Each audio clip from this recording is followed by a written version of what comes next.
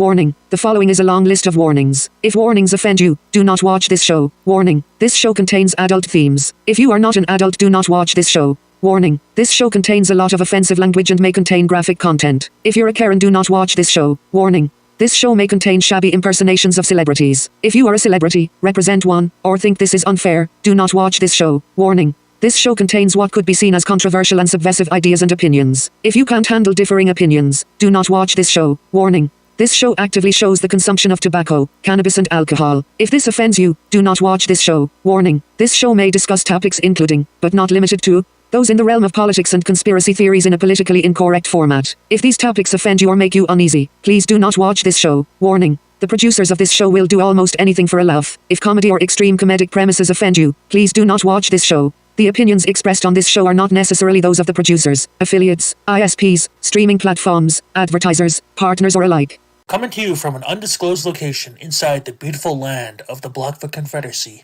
and Treaty 7 territory, Big Nate Productions presents Getting Laid with Nate.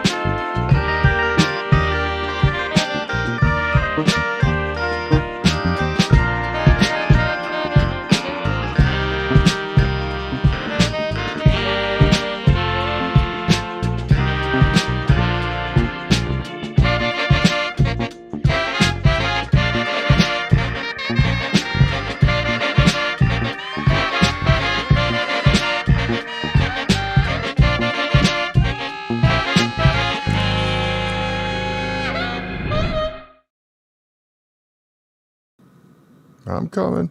Yo. How's it going, everybody? Happy Friday. Hope lockdown's treating you good. All right. I sat down with my buddy James. Check it out. All right. Hi, everybody. I'm here today with my friend James Duncan. How's it going? It's going great, Nate. Good to be here. Nice to talk to you. Yeah, you too. Thanks for coming on the show. We're going to talk about, you guys have released a couple singles lately off an upcoming release. Can you tell the people about it, please? All right. Divinity's back with a new album out on the 18th of December. It's called Invention. So we released the first two singles, Primeval and Devoid, and then we'll release the whole album in a week. And we can't wait. It's been a while. It's been done for a while. But we just needed to get everything together. Got shirts and USBs and stickers and all that made. So, in these days of whatever it is that we're living through, things move at a slower pace for different reasons or something. So were you guys all set up to have an awesome 2020 like a lot of other people? Absolutely. I think, I don't even remember if we had anything specific lined up. I don't know. I don't remember. I think it was just a whole lot of aspirations. I mean, we got the new music. We're going to write some more new music. We'll go do some touring with somebody. That'll be fun. I don't know what we were going to do. I don't remember those days. You? No, it seems like a lifetime ago. It does. It also seems like a lifetime ago when you guys hired me to go on tour. That was fucking awesome. I was just thinking about that we'll have to talk about that because that was just great. Yeah, we did. What was it? 6 days, 6 dates and 7 days all around Alberta. It worked really good. It was fun, and we should do it again one day. We will do it again one day. Yeah, hell yeah. You can just sleep in the back after your hard night with Ron. Old Ron Stewart there. You gotta watch Great him. times all around. Get the fuck out of here.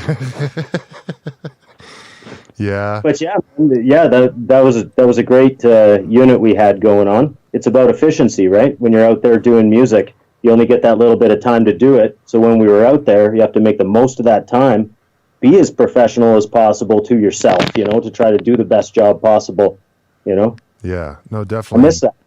Yeah, same here. And I like how you guys agreed to elect to take the PA on the road with us and stuff. So it was all our shit the whole time. Nobody could fuck with us and stuff. That was it. We were a strong unit, and when you can practice up for a few shows, it's always the first show you don't even know what happened.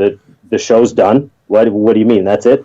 Yeah. And then the second one, you're all nervous because you're not sure what happened last night, but you got to do good tonight, but you're thinking too much. Everything feels like it's slow and it doesn't work well. And then third, you're like, okay, I got this. You nail it. And then every show after that works really good. Yeah, it's just tightening even tighter, screwing it down even harder. That's right. Very cool. So what can people expect with this this new album? How many tunes? There's 6 songs total. The middle song, Hex, is an instrumental, a little bit shorter. No lyrics, no guitars, no nothing. I do that on every album, is try to put a piece of some other kind of music. It's usually based around piano. So again, it's based on piano. But there's lots of synths and samples and weird shit going on in there. It's called Hex. Has some neat specific meaning for myself. So had there being no lyrics, if I don't talk to you about it right now, no one will ever know any explanation other than what they would hear through the music. Sure. But yeah, so anyways, I guess Hex is about putting a hex on someone. Perhaps you can, and perhaps you have, and perhaps you'll do it again, and perhaps you have multiple ones on yourself. Yeah. Who knows the energy that we throw around? You better be careful, because everybody's got their own fire, right? Yeah, fair enough. It's I always easy wonder to about that. throw fireballs. It's easy to do that, but it's not easy to take one in the face. A fireball, from space. That's what I'm talking about. So yes, there's lots of music in this album, but only 6 songs, very specific topics, each one of them. And we're very proud of the music that we made this time. We always are, I think, because we don't let ourselves put out something that we're, along the way. If something's wrong, it will be stopped. Yeah. By one of us. It's very clear when something is not working, but when it is working, and we trust ourselves and each other. And this one turned out just like we wanted. Want to make another one now that's better. Fucking A, right on. Well, maybe we'll cut to that right away here. And this is Devoid off the new album. What's it called again? Sorry? Invention by Divinity. We'll be right back. The song is Devoid. Oh, of course. The song is Devoid off of the album Invention by Divinity. We'll be right back.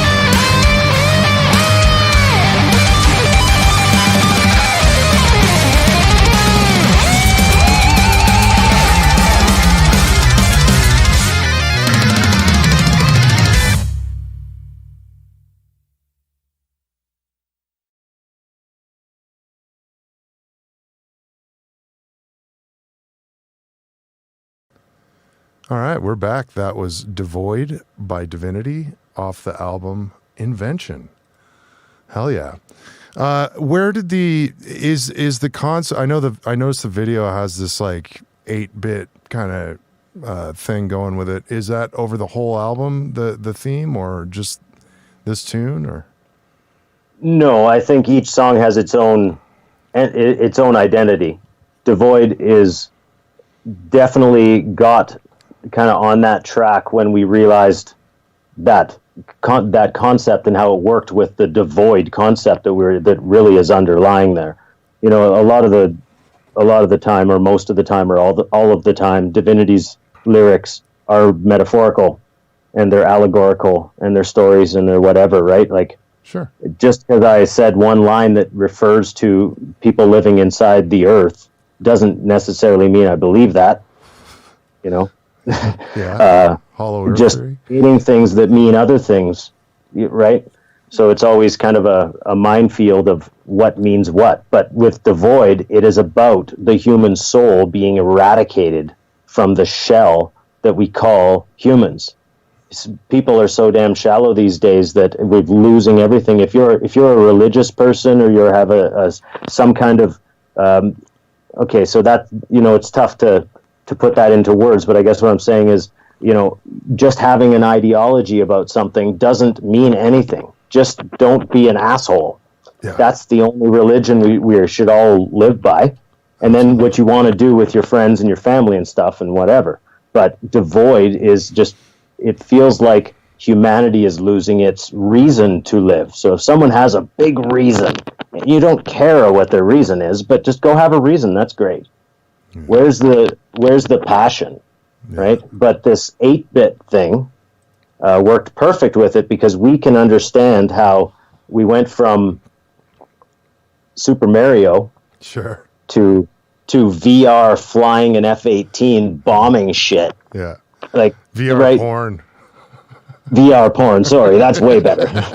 I've never tried it, but I know it's better. I just know it is. Corvette's better than your Civic. No, it's not. Yeah, it is. It just is, no matter what, even if it's broken. So, but yeah, it goes along with that. Did you guys do this video yourselves, or because I know you do a lot of the stuff yourselves, or was this the video farmed out? No, this was Sean all the way because of what happened with the restrictions all along. And I mean, like I said, life's a bit of a blur right now. I don't remember how many months ago he did this, but he ended up doing it himself and with his crew there, you know, and not telling us that much about it, and said, I'm just going to get this done. And we got the footage that he needed of the band stuff, and that was that. He took it home and just created this video. It was pretty cool. When we saw it, we were like, holy shit, you made something amazing again. Yeah. So, yeah, he's stepping it up each time, right? You could easily farm the video out and spend a lot of money to get just a crazy, awesome video, right? Yeah, sure. But just do it yourself and make it awesome. Get the music out there. And there's more pride behind that. And, you know, there's not really returns, as you well know, on all this shit, so... Hard to put out a bunch of money on a video. The only thing we don't do in-house, other than our live sound, which you would do, but we don't mix our own stuff anymore. Sure. Back in the day, Sasha mixed the Singularity, so he did that. But, you know, we send our stuff to Chris at the Grid. Oh, in Montreal, right? Yeah, very cool. Chris. I feel like... just because of the way social media works and how everybody gets dirt roaded and stuff, unless you pay now, that people might not know about even Gord, because Gord is relatively new. He came on right before we did the 2017 tour, correct? Yep, that's right. He was only in the band for a year, 6 months or something. And then we got ready to do that, and we went out there, yeah. Yeah, very cool. And he's also in, is it Darkened? And Ye Goat Herd Gods, they're a good ass time. That's one of his personal projects, and then Darkened is with a bunch of guys all over the world in a bunch of bands. Yeah, it's kind of a super group. Yeah, for those. I saw it was just in like the top 10 of some crazy top 100 and all this. It's awesome. It's just this old, sludgy, old school, unrelenting metal, when you want to put on something really heavy and just grind it out. Yeah, straight death metal. Yeah, it's just death metal all the way. It's awesome. Yeah. Fucking A, very cool. Yeah. Gord, I mean, he's got a lot of new input into this new music that someone other than himself, how would you do that? You just come into the band and write music that fits really well. Right. He just did. Here's the song I'm working on. There's a few parts not done yet, but this is most of it. And we're like, that will work excellent. Yeah. So just write my part around that, and he told me what he wanted me to play in most of it. Yeah. Like that will work great. Yeah, yes. Totally. Yeah. That's hard to find, like you say. Like, I mean, it's one thing to be. I mean, I'm pretty sure he picked up the whole album by ear or something, didn't he? Like the stuff we toured with, like most of it. You don't even want to get me started. He totally, or so he claims he did. But then I did ask him, "Do you have Melodyne?" And he's like, "Yeah, well, I do have it." Like, well, everyone has tools that they use, right? You're not just a wizard, but decipher the music and his own parts and what he would play on stuff by ear. Yes. Yeah, for sure. Pretty impressive. But to be that good, but then to be able to also like add and write, like to pick up somebody else's style and run with it is like holy shit, right? That's why he's a perfect fit, and that's why he was the only guy. And it's also a testament to Divinity's legacy and what our legacy is. What is Divinity's legacy? Well, first of all, we've been around for 22 years or something, 23 years now. But more importantly, we've stuck with the original plan. And the original plan was not to try to be a big, successful band. It was to be an underground band who had some clout. That people would say, oh, I've heard that. And of course you're going to have haters, and you're going to have people that love your band and all this and that. But you hold it out to the end, where it's about good music that we like, and it's quality. We're trying to do quality at our live shows. We never give a little less. It's always 100%, right? Yeah. So to make that go all the way forward, and when we originally asked Gord to fill the void that Sasha, did leave, like all the guitar on the Immortalist was done by me, right. which was fine. But if you saw us live during that period, like when I gave Greg Musgrave accidentally the finger when he said, "Hey, good job in the solo of Lay in the Bed you made," that I did Sasha's solo and Lay in that song, and he looked at me and he was like, "Yeah, man, deadly," or something like that. And the only motion that I could give at the split second I had was to give him the finger, and that's all I had. That's all I could do. And it bugged me because I didn't mean to give my friend Greg the finger at all. But I don't talk to Greg very often. Yeah. Live far apart. We don't ever see each other. So whatever. Years passed. And I saw him, and I said, "Greg, do you remember that time?" And he said, yes, I do. I said, "So you do? It did bug you. That's not what I meant." I said, I was wondering that. I think that's how it went. You'd have to ask him yourself, but, what were we talking about? Oh, I don't know. We're just talking. But all right, good enough. Yeah. No. Well, you were talking about that time when Gord wasn't there and you were having to perform as what would it be, a 4-piece? Or 5? Exactly. Yeah. Yes. Yeah. So, no. I mean, just having to play that much guitar music, if you listen to our first 2 albums, there's a lot of guitar in there. Mm-hmm. Trying to pull that off with one guy, with the other guy not there, is very different. So we wrote new music to suit that more, and I just layered things huge. Yeah. All right, I could record whatever I wanted. Who cares about live? We'll make it work with all the riffs and whatever, of course. But still a little empty. We needed another guitar player, but also somebody that actually fit with us and actually wanted to be there and actually had interest in the music. Gord did, but he couldn't commit for a long time. And we just said, if Gord can't join, then I don't think there's anyone else. And then eventually he said, "Hey, you guys still looking for a guitar player?" Yes. Yeah, very and cool. That's it. 4 years later or something. Yeah, for sure. I'm just trying to think of stuff that, maybe people might not know, or like, of course, like I know and the close friends know and stuff. But so you guys were signed at one time to Nuclear Blast Germany, correct? Yep. And you did a tour across Canada, the Summer Slaughter tour, right? Correct. And was that what year was that again? Oh shit! I think it was it 09 or something? That it was. Yeah, It was no. It was I think it was 09. Yeah, because and 08 we got signed, and then 09. Okay, and that was the one with Necrophagist on it too, right? Yes, Necrophagist, Dying Fetus, Neuraxis into Eternity. Those three others. It was nuts. Yeah, it was awesome. So it was pretty crazy to get thrown into that. No doubt. Like, can you give me like your top, 3 stories about like how awesome was that? Okay, try to keep me in line then, because there's so much. Where could I start, right? Yeah. There's so many awesome ones for sure. For example, what was the craziest show that, like, attendance wise, like people blowing up wise?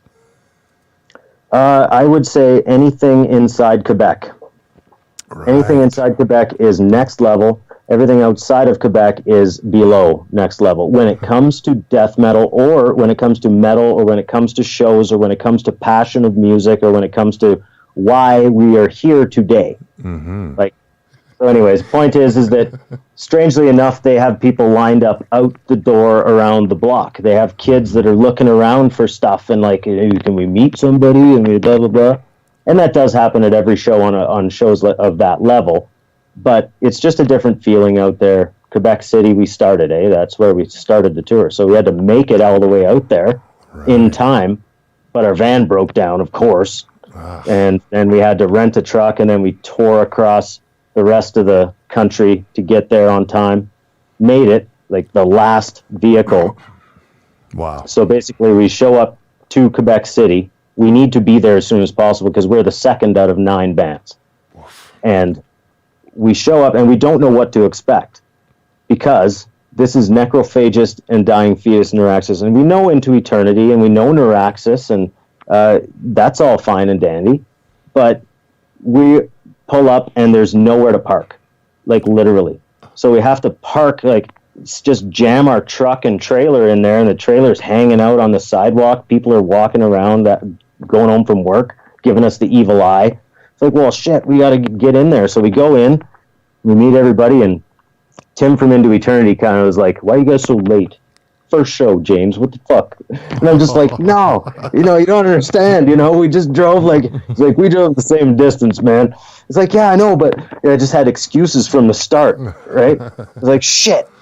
So anyways, we get in there, come back to the vehicle, get our stuff in there. This is all cool. And it was totally mind-blowing in a way that all those guys, or some of them, of course, were all around the tour buses and all this. And we just realized in that moment that, like, there's so many stories with getting signed and how we thought about Nuclear Blast, but getting on that tour and then being at that first show and then having, our friends in other bands that are bigger than us, like the Augury guys and the Cryptopsy guys, and the Beneath the Massacre was also on that tour. Whoa. Right? Fuck. Yeah, I know.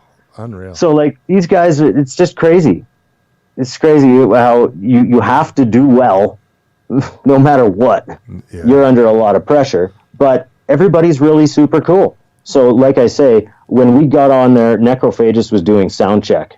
So it's like, move your stuff over. Where do we put our stuff? What should we do? Should we get in their way and get ready to move our stuff on, or what are we going to do? It was kind of confusing. We got through it, and then we didn't even know that the show had happened, really, because it's over. That's it. That's all you get. Was it good? I don't know. And the crowd was awesome. It was amazing. And watching the tape back, played pretty good. Yeah, it was good. Decent first show. Sound guys are amazing. Yeah, wow. Yeah. And then Montreal the next day. But the point being is that when we showed up, it was a real clusterfuck for us, because we weren't just a part of the touring process, right? Like, we're not the guys that are like in the tour bus waiting at the venue at 11 in the morning. Yeah. Got to pull out the weights because we're bored as shit. Pull out the hacky sacks. Should we start drinking now? So, Yeah. no, it's wait a few hours. I don't know. We're not doing that. We're staying at a hotel or whatever, and we're in our own little unit instead of going along with that whole tour. It was interesting how it all worked. But what's another great one? Here's another good one.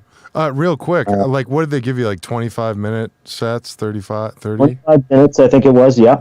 I think it was 5 songs. Yeah. Or 4. No, it was 5 songs. And we worked it out really good with the first band, Common Grave, from Germany. So that they used our drums or I don't think they used our heads, but it was something like that worked really good. As soon as the first band's done, we're just on, and the sound check, we did our sound check, and they just used our sound check, basically. Worked really awesome. I think the best part was when we noticed the Necrophagist guys wearing our merch on stage.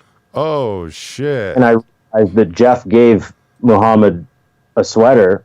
Witnessing them for the first time, that's really what I should say first, is we all witnessed them, and there's some funny footage of Divinity and Into Eternity and a couple other guys. At the end of all of us playing that first show, we all got to see Necrophagist from the top balcony by ourselves for the first time ever, just like everybody there. It was like, okay, do you guys realize that right now Necrophagist is going to play live for you? Yeah. Yeah, Intense. that moment was nuts for every single person. And then they slayed from the first note. And we all looked at each other like, there's nothing you can say. We all work hard. We're all good at what we do. But Necrophagist slays everybody with samurai swords. Oh, that's time. it. That's a bad analogy, but you know what I'm saying. I got to see them in 2010 in Norway there, and fuck, it was like a club the size of Dickens, like 400, and they fucking destroyed. I couldn't believe it, man. Because by that time I knew their shit back to front. Like, it was amazing. Well, and I will say, you know, hanging out with Muhammad a little bit, again, I didn't realize the power of that, but you know, he did like our company, and he did like our music, and he said the one day that I'm going to come watch you guys. I'm going to come watch your full set tonight. It was in Regina. Oh, yeah. And we thought awesome, you know, he's going to, because we didn't ask him. We're not going to be like, hey, can you come watch us play? Like, he's like the last person you'd want to watch you play, because he wouldn't care. What does he care? Yay, you playing your songs. I have a lot to think about. Yeah. You know, that's kind of what he'd be thinking. You would think. But anyways, that was awesome, witnessing them play in front of you. But Dying Fetus, sure, kind of like you know, they just go head to head, and one can't be knocked down. Yeah. You just knock him down. He gets back up every time. Dying Fetus was so tight every single night. Yeah. Watching Alex run around backstage, he's walking, stomping, eating his noodles out of his takeout noodles out of his styrofoam thing, singing Dying Fetus lyrics as he's eating noodles side stage. And we're all watching them like, so that was the coolest part of that tour, was being a part of those bands' thing. Right? Getting to witness warm-up ramen. Yeah, well, I'll tell you again, Alex from Neuraxis, you want to see somebody control the crowd and tell them what to do and make them do it every time? He'll do that for you. Very cool. They broke up, didn't they? Awesome. Are they still around?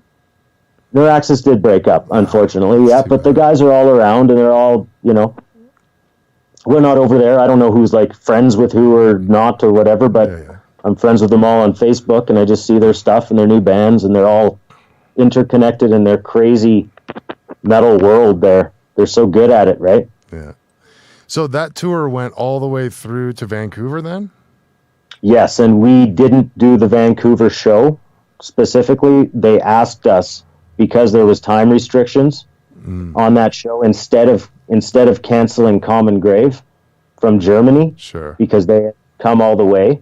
So they kind of gave us a choice of like, do you want to screw these guys over and just make them watch you? Right. And we were like, well, we've always wanted to play Vancouver with Summer Slaughter show. Yeah. Yeah. But we couldn't do that. We had to say, yeah, you guys go ahead. We'll take off from Prince George. And we all had it was a big drinking night there at the end of Prince George, and they gave us an awesome send off. There was tons of funny shit that happened. The drummer from that band, Common Grave, hooked up with this merch girl that was really cute, and she was dressed like Betty Boop or something up in Prince George. I'm maybe saying too much, but anyway, it was pretty funny, pretty good time. Yeah. And that was it. And then we had to drive home. Wow, You know? Summer Slaughter in Prince George. Boy. Looking back on it, Nate, it is pretty cool, right? 10 years later, to talk about all that, I could talk to you for 6 hours about that pretty easy. Yeah, for sure. So yeah, it was definitely awesome. But that just showed us how hard it is to really truly be a band that does that all the time. Mm-hmm. You know, if you're going to do it, you better do it, and you can't do it half-ass, or you won't be successful per se if you just half-ass it. It's fucking hard up here, man. I mean, Jesus Christ! Like, how many? I'm trying to do the math here. So you start in Quebec City. How many dates were there to Prince George? 1, 2, 3, 4, 5, 6, 7, 8, 9. Right. So if you're driving as fast as you can across Canada, it's 5 days. So was that like you had 1 or 2 days off in that whole time, maybe, but not days off. You're driving. There was just drive days, just more of them, right? Some tours have no drive days. Some tours have lots of drive days. You're doing Canada. So we started in Quebec. So, driving all the way there to begin the tour was one thing. Yeah. And then you begin, and now you have to do it each day. Yeah. So there wasn't a lot of time. You had to get on the road. That's for sure. Yeah. You start off at 4,000 kilometers already driven. Yep. This has been great. We should plug your stuff again. The album comes out when? December 18th, next Friday. And they can all go to divinity.ca to check that out. For sure. And all your major music platforms, of course. Yeah, very cool. And then I think I heard from Sean, you guys have, like you mentioned too, you got like USBs and a bunch of crazy other merch. Yeah, so there'll be a package that you can get. We were going to do a pre-order as we always do, but we wanted to just get the stuff in hand. The music's coming out anyway. We'll put it out as we put it out, and there will be a package available. So shirt, USB, stickers, keychain, those kind of things. Sean's going to have that all ready to go, and it'll be obvious where to get it and how. Interesting. So you're not pressing CDs; it's all on USB, right?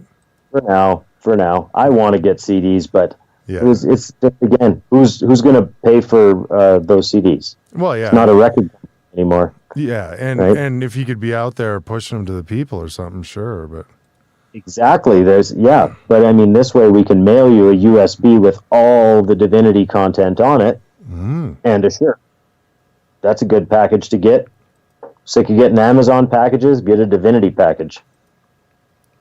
Hell yeah.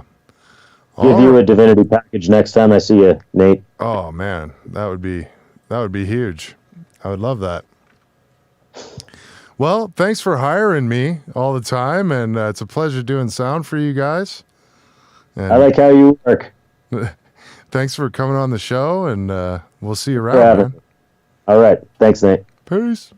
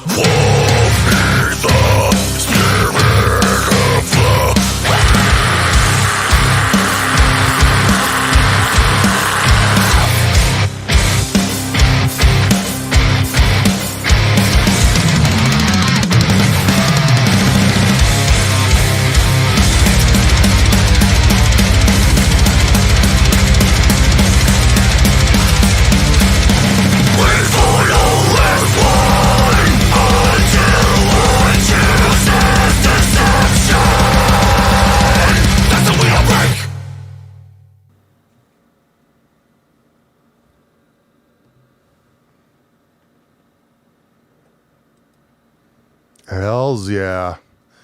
Yeah, they're fucking good, eh? Holy shit.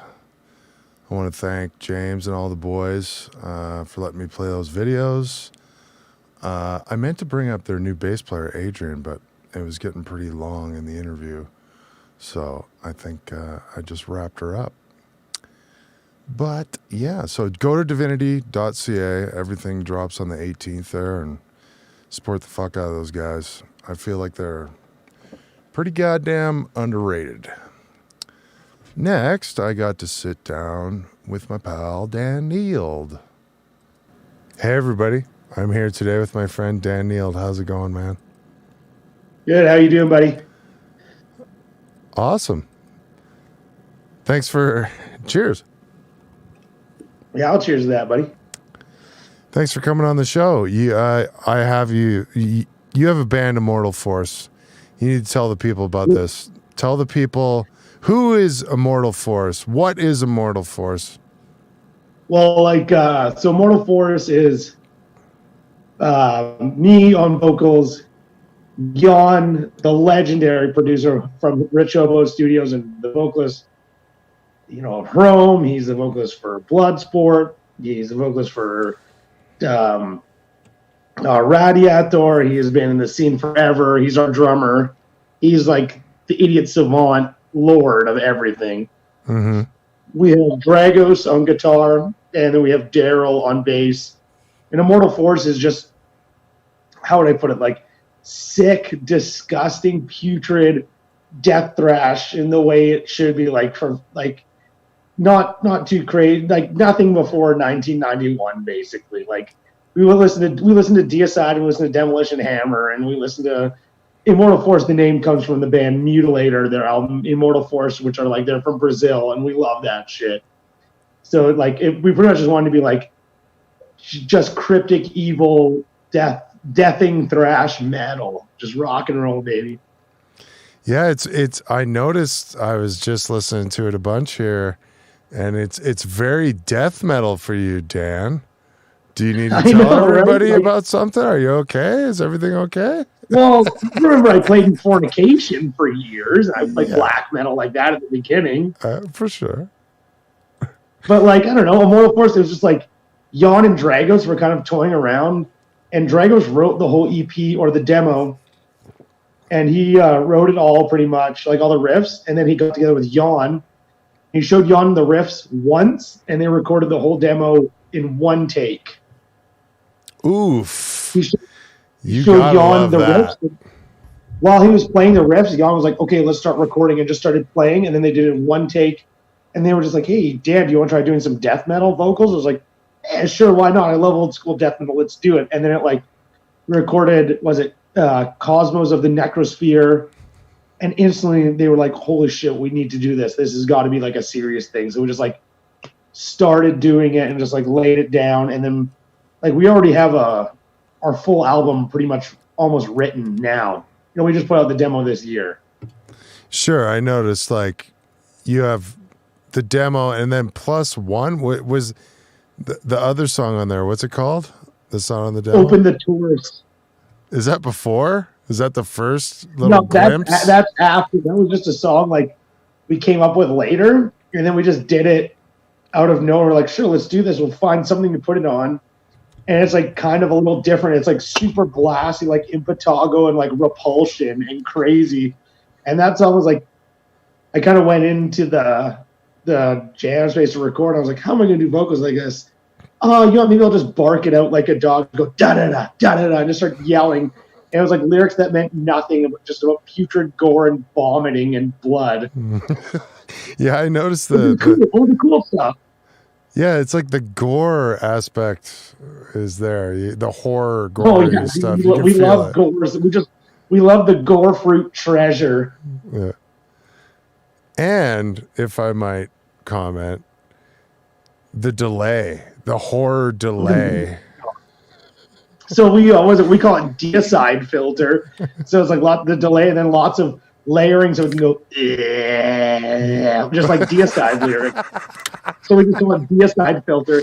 We like put that on one song. We're like, this is hilarious, and we're like laughing about how like much it would delay and all this shit. And we're like, whoa, it sounds good actually. So we just kept it while we were like almost crying, laughing every time we hear the delay for like 20 seconds. Just go, wow, wow, wow, wow, wow, wow. Yeah, I was like, I just counted to 30, and it's still going.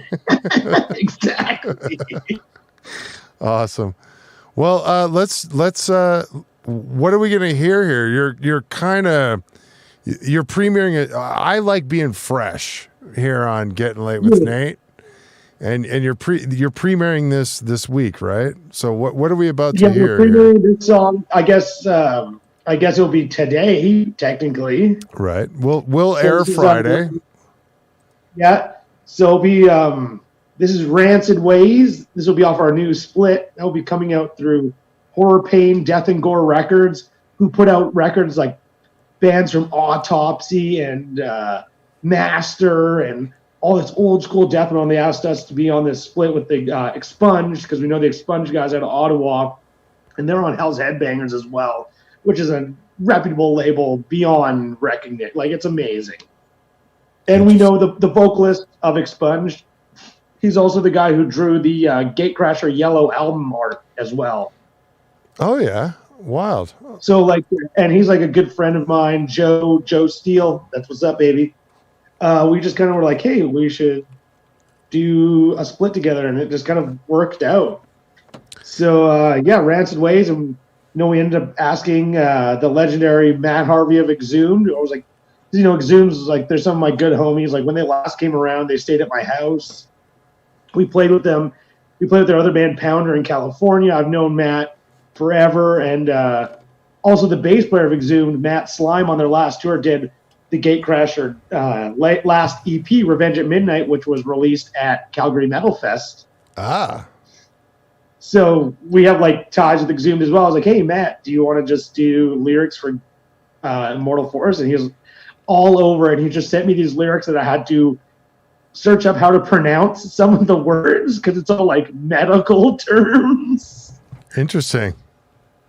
But we couldn't be happy with how it turned out, and he was super hyped on it. I was like, I couldn't believe like a guy from the legendary Exhumed, Decapitator, Pounder, AOR Wolf, all that wanted to do something with us. So it was amazing. I couldn't believe it. We'll be right back.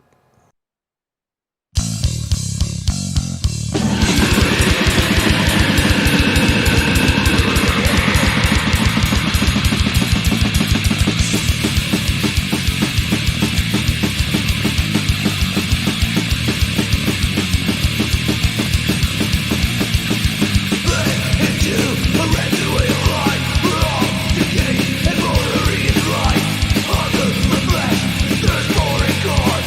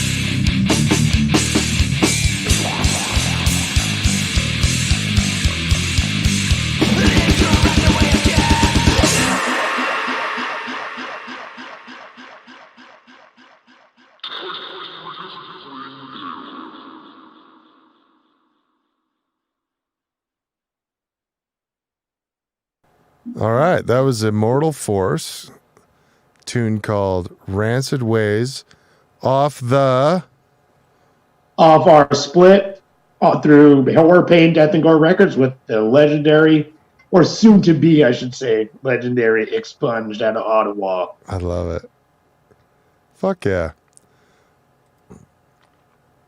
So this band is from like 2020, right? Expunged or Immortal Force? No, Immortal Force. Well, we started doing things in 2019, but we just like kind of like it was they recorded this stuff, and when I started doing the lyrics for writing with them, we just like were laughing because we were like, okay, let's write some cool lyrics, and then we like opened up a tab for Diablo 2 special weapons. And then we're like, oh man, all these names are so cool. Let's use these for lyrics. And then we just started making words and shit like gore craftian. That's one of the words. And what's one of the lyrics? Darkened ceiling, or was it darkened ceilings hang like fats of unheavens? Like we were just kind of putting words together to make it sound profound for Eastern European people. Based off of Diablo 3. No, Diablo 2, not 3. 2. Oh, sorry. Okay, there's a big difference. Diablo 2 is the best one. No, 3 is great. I beat number 3. I beat 2 a million times, but I beat 3 and I was fine with it. Diablo 2, the special weapons like Hell's Feather whips your soul and shit. We love that stupid shit. But we like took forever to put it out, and then Dragos, who runs our guitar player, he also runs Night Strike Records. Oh, okay. He put out the Traveler demo, which obviously worked out in his favor, as you can see. Traveler's awesome. His first release was the Glare EP, which nice. Worked out for us. We got to go to California. Cool. And all Calgary talent. Oh no, but he also put out like Solicitor, or not Solicitor, sorry, Substratum. He put out the Cultist, Euthanized, Split. Very cool. Yeah, he's put out some good stuff. But that all sounds well. Cultist is local. Is Euthanized too? Yeah, Cultist is local. So is he sorry? Is he local as well? I'm retarded. I apologize. No, he's out in BC right now, but he used to live here for a bit. He kind of jumped around all over, but he lives in BC now. He's an old friend. He used to play in. He also plays in Bloodsport with Yawn, and he also put out the Bloodsport EP. Oh yeah. I remember hearing that. Which is like that totally. thing is that EP is an unsung hero of the scene right now. Like they were showing me some new stuff, the new EP that's coming out, and it's going to be incredible. Like that is some of the. It's Yawn. It's just Yawn and Dragos together, just them together, and it's going to be unbelievable. But Dragos has been in the scene for a while. Like his band Psilocybin put out like 20 or 30 releases. They played in Vegas. They played all over North America. They were huge. Devastation, his old band. He was on drums, and he played with Razor back in was it 2006 or something like that. Like Dragos has been in the scene for a long, long time, and like him and I have just been friends forever, and it just kind of worked out for us to do something like this. So Night Strike, him having his own label, just worked out. We also did shirts, and then we're also doing sweatpants coming up too. Dude, so if you want to get on the pre-order, you have to let us know what size you are. It's going to be at least a double XL. All right, at least a double XL. Old school death metal ones, no pockets, elastic on the bottom, so you can wear your high top still, and you can see them. And it's going to say Immortal Force down one leg, and then have the demo art of the big skull on the other thigh. I love it, man. Awesome. Hell yeah. So how can we not do swimming? That's all Jan wears. Well, you were making fun of me earlier when you saw I was wearing basketball shorts. It's like, dude, I mean, I've been wearing basketball shorts since March. You're wearing like 2000s basketball shorts. You need to be wearing 1969 nice basketball. Hey man, if you can find those in triple X, guitars, dude. You gotta wear those Larry Birds, baby. I'm into that. You got to make that merch, man. I got to support you. Well, do you remember when Death Angel and Hellfire came through? Hellfire came and hung out at my house, and they gave me those Hellfire little red shorts, say Hellfire on the butt, and they're like jogging shorts. I wear those all the time. Hell yeah.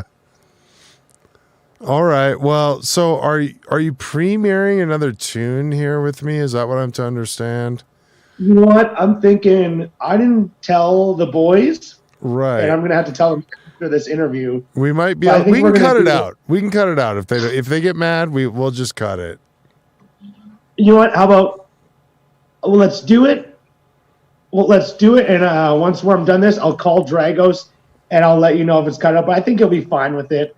Why not? We premiered one in Reno last week. Why not premiere one here in Calgary? We still have 2 others that we haven't premiered yet. So, see, that's the key. You got to keep.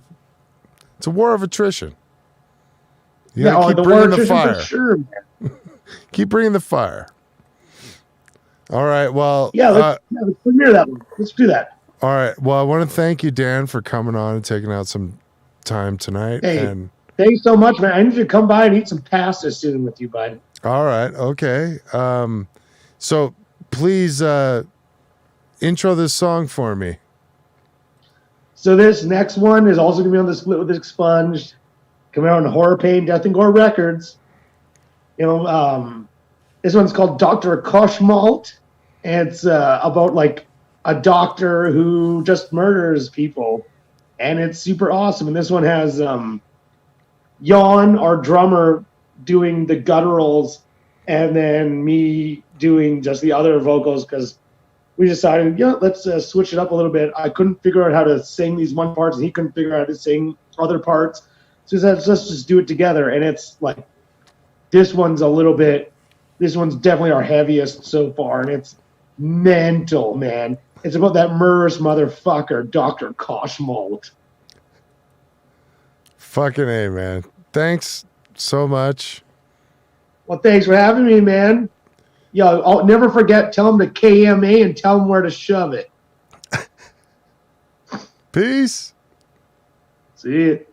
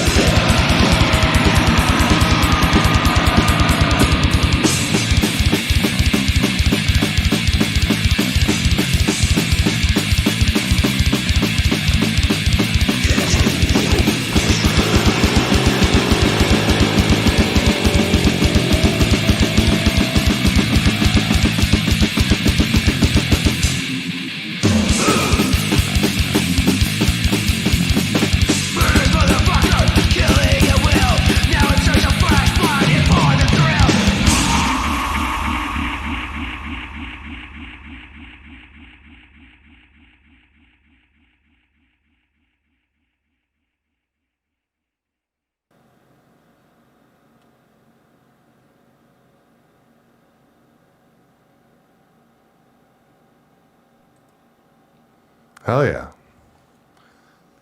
Oh, shit. Fucking up. All right, there we go. Hell yeah. Yeah, thanks to Dan and everybody in Immortal Force for letting me play that. Good ass time. Yeah, thanks for everybody watching. There's a whole bunch of people on YouTube. It's been keeping the numbers all night. That's good. I didn't bore anybody, it looks like. So thanks for watching.